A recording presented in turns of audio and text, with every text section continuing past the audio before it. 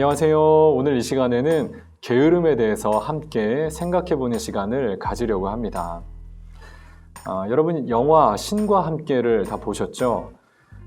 이 장면은 나태지옥입니다. 평생 시간을 허비하면서 나태하게 살아왔던 사람들이 벌을 받는 그러한 지옥이죠. 가운데 보시면 크게 세 개의 봉이 돌아가고 있고요. 사람들은 이 봉에 치이지 않기 위해서 죽기 살기로 열심히 뛰어야만 합니다. 이 생에서 그만큼 나태하게 살았으니까 지옥에서는 이제 부지런해져라, 이제 그런 의미에서 이런 벌을 내리는 것이겠죠. 이 영화 신과 함께는 불교의 세계관을 바탕으로 만들어진 영화입니다. 그러니까 이 불교에서도 이 나태는 나쁜 것으로 이제 이야기하는 것을 알 수가 있다는 거예요. 자, 그렇다면은 우리 기독교는 어떠할까요? 자, 우리 기독교도요, 이 나태를 나쁜 것으로 이제 이야기를 하고 있습니다. 이 초대교회 교부들은요, 7가지 혹은 8가지 죄악의 목록들을 정해 놓았거든요. 자, 그런데 여기에 나태라고 하는 것이 죄악의 목록에 들어간다는 것입니다. 이 존 카시안이라고 하는 이 초대교회 교부도 4세기, 5세기 때 활동했던 사람이었는데 이 사람 역시도 나태를 죄악의 목록에 추가를 해 놓았어요. 그런데 이 나태라고 하는 것은 이제 시도 때도 없이 우리를 찾아온다는 것입니다. 교부들이 보다 깊은 신앙을 위해서 사막으로 또 광야로 이렇게 나아갔는데 이 나태함은 사막의 한복판에서도 발견되더라는 거예요. 자, 점심을 먹고 나면 이제 식곤증이 밀려오고요. 또 게을러지고 싶고 오전 내내 열심히 일을 했기 때문에 이제 커피 한 잔이라도 하는 여유를 가지면 어떨까 이제 그런 생각을 하게 됩니다. 또 스스로에게 또 상을 주기 위해서 쉼을 갖기 위해서 그 커피 한 잔을 했던 것이 이제 1시간, 2시간, 시간이 그냥 할 일 없이 흘러가게 되고 또 의미 없이 스마트폰을 만지면서 시간을 낭비하게 된다는 것이죠. 그래서 이 기독교에서도 나태는 이제 악한 것으로 이야기한다는 것입니다. 자, 그런데 오늘날 많은 사람들은요, 이 게으름을 악한 것이라고 생각하지 않는 것 같아요. 워낙 현대사회가 바쁘다 보니까 이 게으름이 오히려 분주한 우리의 삶에 좀 여유를 주고 좀 긴장감을 해소해주는 그런 좋은 것이 아니냐 이렇게 이야기들을 한다는 것입니다. 자, 그런데 성경이 말하는 게으름은요, 분주한 일상 속에서 잠시 쉬어가는 여유를 말하지 않습니다. 이 성경이 말하는 나태는요, 분주함의 또 다른 증세라고 보고 있다는 것입니다. 자, 현대인들은 정말 많은 일들을 하면서 살아가고 있죠. 직장에서도 많은 일들을 한꺼번에 잘 처리할 수 있는 직원들을 아주 유능한 직원이라고 추켜 세우고는 합니다. 우리 역시도 분주하게 살아가는 것을 성공의 지표, 능력의 지표라고 생각을 해요. 그리고 우리도 대부분 바쁘게 살아가고 있습니다. 그래서 내가 게으르다, 이런 생각을 잘 하지 않습니다. 그런데 성경은 단순히 부지런하지 않은 것, 일을 열심히 하지 않는 것을 나태라고 말하지 않는다는 거예요. 성경은 하나님께 대하여 나태한 것, 하나님께 대하여 게으른 것을 나태다, 이것이 죄악이라고 설명하고 있습니다. 자, 누가복음 12장을 보면은요, 어리석은 부자 비유가 나오죠. 이 농부가 열심히 일을 해서 이제 재물을 얻게 되었습니다. 그리고 농부가 이렇게 말을 해요. 이제는 내가 재물을 많이 얻게 되었으니까 이제는 좀 여유를 갖고 좀 인생을 즐기면서 살아야겠다라고 말을 합니다. 자, 여기에 대해서 예수님이 어떻게 평가를 하시죠? 이런 평가를 내리십니다. 이 부자는 하나님께 대하여 부요하지 못하다라고 평가를 합니다. 그러니까 이것은 일을 열심히 해서 돈을 많이 벌고 생활이 풍족해진 것이 문제가 아니라는 거예요. 하나님께 대하여서 나태해진 것이 이것이 하나님이 보시기에 좋지 못한 것이었고 이것을 죄라고 말씀했다는 것입니다. 우리의 인생에는 삶의 우선순위가 있죠. 그 삶의 우선순위를 잃어버리고 눈앞에 보이는 것들에 한눈이 팔려서 정신없이 살아가는 것, 이것을 나태라고 말한다는 거예요. 자, 이 나태는 그리스어로 돌봄의 부재, 결핍이라고 하는 의미를 가지고 있습니다. 현재 자신이 돌보아야 하고 관심을 두어야만 하는 어떤 중대한 사람이나 일 앞에서 자신을 감추거나 자신을 제한하는 것을 의미하는 말이에요. 그래서 나태는 우리가 어떤 한 사람이나 어떤 한 대상에 몰입하지 못하는 상태를 말한다는 것입니다. 우리가 지금 어떤 사람을 만나고 있어요. 그런데도 여전히 지금 사람이 앞에 있지만은 이 사람에게 집중하는 것이 아니라 그 다음에 무슨 일을 해야 되지? 또 어떤 사람을 만나야 되지? 그 다음에 어떤 스케줄이 있지? 이 대화에 도무지 집중하지 못하는 상태를 말하는 것입니다. 우리가 또 유튜브를 보고 있어요. 근데 유튜브를 보는데 이거를 차분하게 보질 못하고 막 빨리 보기를 돌리고 있고요. 그러면서 옆에 추천 영상들이 뜨죠. 이 추천 영상들에 또 눈길이 가 있고 무슨 영상이 또 괜찮을까? 여기에 온통 관심이 쏠려 있는 것입니다. 책을 읽는데도 이 책에 도무지 집중을 하지 못하고 온통 머릿속에는 다른 생각들로 가득 차 있는 그러한 상태를 나태라고 말한다는 거예요. 자, 그러면 이 나태를 극복하기 위해서는 어떻게 해야만 하느냐? 머무르는 훈련을 하셔야만 한다는 것입니다. 자, 한 곳에 진득히 앉아서 집중하는 훈련을 하셔야만 해요. 그런데 우리에게는 이미 그 훈련법이 있습니다. 그 훈련법이 바로 기도라는 것입니다. 기도는 머무르는 훈련을 하는 거예요. 기도는 하나님 앞에 머무르면서 나의 모든 분주함들을 내려놓고 하나님께 집중하는 것입니다. 하나님이 나에게 무엇을 원하시는지, 또 내가 무엇을 해야 하나님이 기뻐하실지, 어떻게 해야 하나님을 기쁘시게 하는 삶을 살 수 있을지, 또 내가 어디로 가야 할지, 일의 순서는 어떻게 해야 할지, 하나님 앞에 머물러야만 혼돈스러웠던 우리의 삶이 정리가 되고 질서가 잡히면서 우리의 삶이 정리가 되기 시작한다는 것이죠. 자, 우리가 한 곳에 집중하지 못하는 이유는요, 삶의 목적이 분명하지 못하기 때문인 것 같아요. 우리의 삶의 이유가 되시는 하나님께 대하여서 삶의 목적을 세우고 또 어떻게 해야 하나님이 원하시는 삶을 살 수 있을지 구체적인 목표들을 이렇게 기록을 해보는 것입니다. 그리고 그 다음에는 이 노트한 것을 직접 스케줄로 옮겨보는 거예요. 그렇게 하면 우리가 분주함의 늪에 빠지지 않게 되고 할 일을 다 해내면서도 우선순위를 앞세우는 인생을 살 수 있게 된다라는 것입니다. 여러분, 머무름은요, 하나님에 대한 신뢰를 나타내는 행위입니다. 나무가 성장하기 위해서는 땅속 깊이 뿌리를 내려야만 하겠죠. 우리의 일상이 분주하고 한 곳에 집중하지 못하는 이유는 우리의 삶의 목적과 또 이유가 되시는 그 하나님을 잃어버렸기 때문은 아닌지 우리의 삶을 찬찬히 돌아볼 필요가 있을 것 같습니다. 오늘 이 메시지가 동의가 되신다면 하나님 앞에 머무르는 훈련을 거듭해 가시면서 영적 나태함을 이기시면서 살아가시는 저와 여러분 되시기를 바랍니다.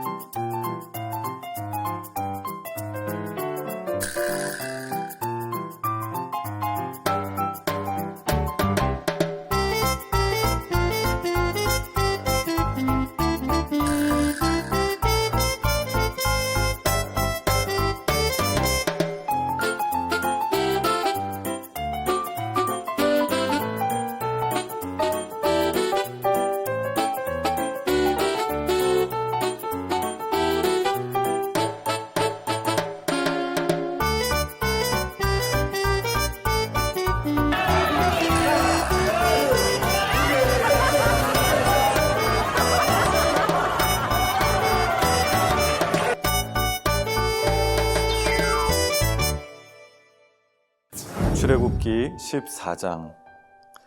여호와께서 모세에게 말씀하여 이르시되 이스라엘 자손에게 명령하여 돌이켜 바다와 믹돌 사이에 비하히롯 앞 곧 바알스본 맞은편 바닷가에 장막을 치게 하라. 바로가 이스라엘 자손에 대하여 말하기를 그들이 그 땅에서 멀리 떠나 광야에 갇힌 바 되었다 하리라. 내가 바로의 마음을 완악하게 한즉 바로가 그들의 뒤를 따르리니 내가 그와 그의 온 군대로 말미암아 영광을 얻어 애굽 사람들이 나를 여호와인 줄 알게 하리라 하시매 무리가 그대로 행하니라. 그 백성이 도망한 사실이 애굽 왕에게 알려짐에 바로와 그의 신하들이 그 백성에 대하여 마음이 변하여 이르되 우리가 어찌 이같이 하여 이스라엘을 우리를 섬김에서 놓아 보내었는가 하고 바로가 곧 그의 병거를 갖추고 그의 백성을 데리고 갈새 선발된 병거 600대와 애굽의 모든 병거를 동원하니 지휘관들이 다 거느렸더라.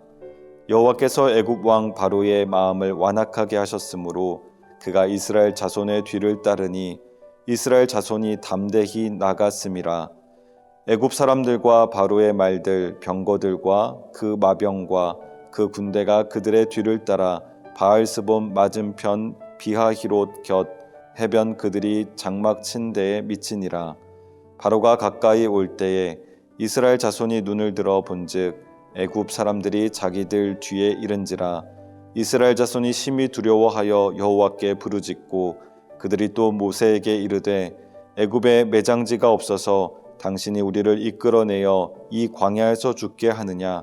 어찌하여 당신이 우리를 애굽에서 이끌어내어 우리에게 이같이 하느냐?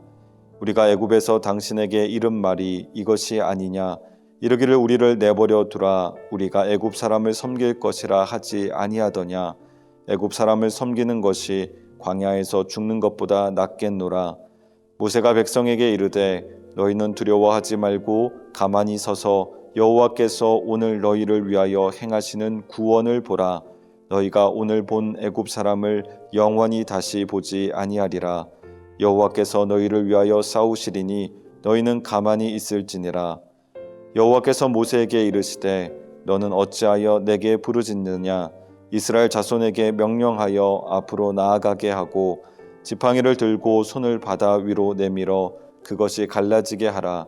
이스라엘 자손이 바다 가운데서 마른 땅으로 행하리라. 내가 애굽 사람들의 마음을 완악하게 할 것인즉 그들이 그 뒤를 따라 들어갈 것이라.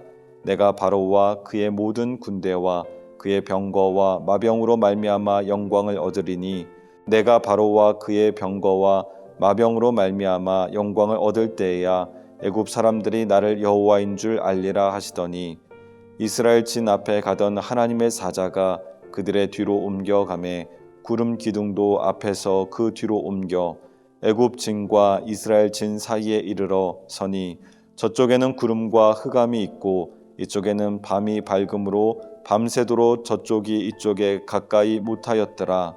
모세가 바다 위로 손을 내밀매 여호와께서 큰 동풍이 밤새도록 바닷물을 물러가게 하시니 물이 갈라져 바다가 마른 땅이 된지라. 이스라엘 자손이 바다 가운데를 육지로 걸어가고 물은 그들의 좌우에 벽이 되니 애굽 사람들과 바로의 말들 병거들과 그 마병들이 다 그들의 뒤를 추격하여 바다 가운데로 들어오는지라. 새벽에 여호와께서 불과 구름 기둥 가운데서 애굽 군대를 보시고 애굽 군대를 어지럽게 하시며 그들의 병거 바퀴를 벗겨서 달리기가 어렵게 하시니 애굽 사람들이 이르되 이스라엘 앞에서 우리가 도망하자. 여호와가 그들을 위하여 싸워 애굽 사람들을 치는도다. 여호와께서 모세에게 이르시되 내 손을 바다 위로 내밀어 물이 애굽 사람들과 그들의 병거들과 마병들 위에 다시 흐르게 하라 하시니 모세가 곧 손을 바다 위로 내밀매 새벽이 되어 바다의 힘이 회복된지라.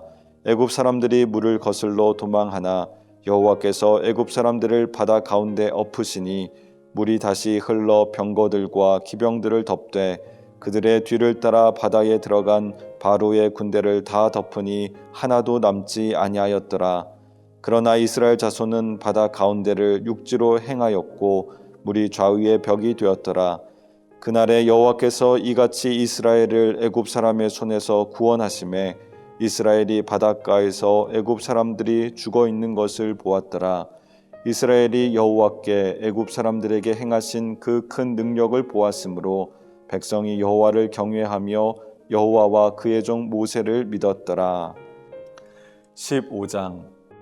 이때 모세와 이스라엘 자손이 이 노래로 여호와께 노래하니 일러스되 내가 여호와를 찬송하리니 그는 높고 영화로우심이요 말과 그 탄 자를 바다에 던지셨음이로다. 여호와는 나의 힘이요 노래시며 나의 구원이시로다. 그는 나의 하나님이시니 내가 그를 찬송할 것이요 내 아버지의 하나님이시니 내가 그를 높이리로다. 여호와는 용사시니 여호와는 그의 이름이시로다. 그가 바로의 병거와 그의 군대를 바다에 던지시니 최고의 지휘관들이 홍해에 잠겼고 깊은 물이 그들을 덮으니 그들이 돌처럼 깊음 속에 가라앉았도다. 여호와여 주의 오른손이 권능으로 영광을 나타내시니이다. 여호와여 주의 오른손이 원수를 부수시니이다. 주께서 주의 큰 위엄으로 주를 거스르는 자를 엎으시니이다. 주께서 진노를 발하시니 그 진노가 그들을 지푸라기 같이 사르니이다. 주의 콧김에 물이 쌓이되 파도가 언덕같이 일어서고 큰 물이 바다 가운데 엉기니이다. 원수가 말하기를 내가 뒤쫓아 따라잡아 탈취물을 나누리라. 내가 그들로 말미암아 내 욕망을 채우리라. 내가 내 칼을 빼리니 내 손이 그들을 멸하리라 하였으나 주께서 바람을 일으키심에 바다가 그들을 덮으니 그들이 거센 물에 납같이 잠겼나이다. 여호와여 신 중에 주와 같은 자가 누구니이까? 주와 같이 거룩함으로 영광스러우며 찬송할 만한 위엄이 있으며 기이한 일을 행하는 자가 누구니이까? 주께서 오른손을 드신즉 땅이 그들을 삼켰나이다. 주의 인자하심으로 주께서 구속하신 백성을 인도하시되 주의 힘으로 그들을 주의 거룩한 처소에 들어가게 하시나이다. 여러 나라가 듣고 떨며 블레셋 주민이 두려움에 잡히며 에돔 두령들이 놀라고 모압 영웅이 떨림에 잡히며 가나안 주민이 다 낙담하나이다. 놀람과 두려움이 그들에게 임함에 주의 팔이 크므로 그들이 돌같이 침묵하였사오니 여호와여 주의 백성이 통과하기까지 곧 주께서 사신 백성이 통과하기까지였나이다. 주께서 백성을 인도하사 그들을 주의 기업의 산에 심으시리이다. 여호와여 이는 주의 처소를 삼으시려고 예비하신 것이라. 주여 이것이 주의 손으로 세우신 성소로소이다. 여호와께서 영원 무궁하도록 다스리시도다 하였더라. 바로의 말과 병거와 마병이 함께 바다에 들어가매 여호와께서 바닷물을 그들 위에 되돌려 흐르게 하셨으나 이스라엘 자손은 바다 가운데서 마른 땅으로 지나간지라. 아론의 누이 선지자 미리암이 손에 소고를 잡음에 모든 여인도 그를 따라 나오며 소고를 잡고 춤추니 미리암이 그들에게 화답하여 이르되 너희는 여호와를 찬송하라. 그는 높고 영화로우심이요 말과 그 탄 자를 바다에 던지셨음이로다 하였더라. 모세가 홍해에서 이스라엘을 인도하매 그들이 나와서 수르 광야로 들어가서 거기서 사흘 길을 걸었으나 물을 얻지 못하고 마라에 이르렀더니 그곳 물이 써서 마시지 못하겠으므로 그 이름을 마라라 하였더라. 백성이 모세에게 원망하여 이르되 우리가 무엇을 마실까 하매 모세가 여호와께 부르짖었더니 여호와께서 그에게 한 나무를 가리키시니 그가 물에 던지니 물이 달게 되었더라. 거기서 여호와께서 그들을 위하여 법도와 율례를 정하시고 그를 시험하실세 이르시되 너희가 너희 하나님 나 여호와의 말을 들어 순종하고 내가 보기에 의를 행하며 내 계명에 귀를 기울이며 내 모든 규례를 지키면 내가 애굽 사람에게 내린 모든 질병 중 하나도 너희에게 내리지 아니하리니 나는 너희를 치료하는 여호와임이라. 그들이 엘림에 이르니 거기에 물샘 12과 종려나무 70그루가 있는지라. 거기서 그들이 그 물 곁에 장막을 치니라. 아멘.